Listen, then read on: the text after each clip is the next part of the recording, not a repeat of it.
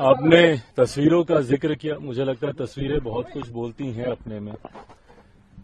इतना मैं जरूर बोलूंगा कि लोक जनशक्ति पार्टी रामविलास के मौजूदा बिहार में राजनीतिक घटना चक्र को देखते हुए कई सारी चिंताएं, कई सारे कंसर्न्स हम लोगों के रहे हैं। ये कंसर्न्स और ज्यादा तब बढ़ जाते हैं जब कोई अधिकृत जानकारी सामने नहीं आती है। मीडिया के माध्यम से कई तरीकों के क्यास सामने आते हैं, कई तरीकों की संभावनाएं सामने आती हैं, पर हकीकत क्या चल रही है ये सही जानकारी जानना जरूरी था। पिछले 2-3 दिन से इसीलिए मैंने इस बात को स्पष्ट किया हुआ था कि जब तक अधिकृत जानकारी नहीं आती है तब तक इसके ऊपर बयानबाजी करना, अगर मगर के प्रश्नों के जवाब देने का कोई मतलब नहीं है।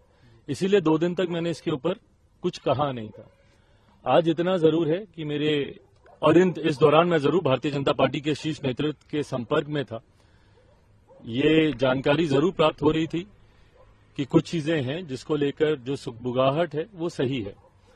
आज उन तमाम विषयों पर मेरी भारतीय जनता पार्टी के राष्ट्रीय अध्यक्ष जेपी नड्डा जी, केंद्रीय गृह मंत्री आदरणीय अमित शाह जी से मुलाकात हुई।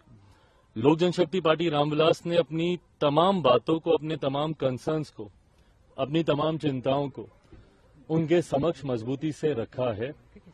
उनके द्वारा भी एश्योरेंस कई विषयों पर दिया गया है।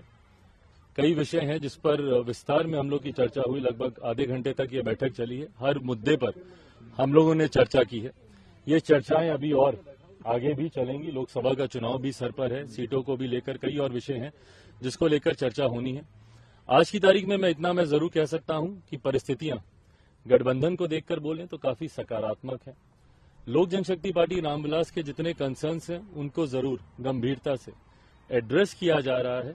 आने वाले दिनों में स्थिति और स्पष्ट होगी। उसके आधार पर पार्टी अपना फाइनल स्टैंड उस वक्त आप लोग के सामने। नीतीश कुमार का स्वागत आप करेंगे क्योंकि 2020 के विधानसभा चुनाव में उसके बाद लगातार आप नीतीश कुमार पे भाई पहले ये क्लियर तो हो जाए कि मुख्यमंत्री जी इधर आ रहे हैं, नहीं आ रहे हैं, कब आ रहे हैं। जैसा मैंने कहा कि अगर मगर पे प्रश्नों के उत्तर देने का कोई औचित्य नहीं है। फिर अगर मगर का सवाल है, हाइपोथेटिकल क्वेश्चन है, इसका जवाब तभी दिया जाएगा जब, अभी तो फिलहाल वो महागठबंधन का हिस्सा है। आज की तारीख में वो जिस सरकार के मुख्यमंत्री हैं वो महागठबंधन की सरकार है। जब वो इस्तीफा दे देते हैं और जब इधर आने की औपचारिक घोषणा कर दी जाती है, पार्टी उस पर भी अपना रुख।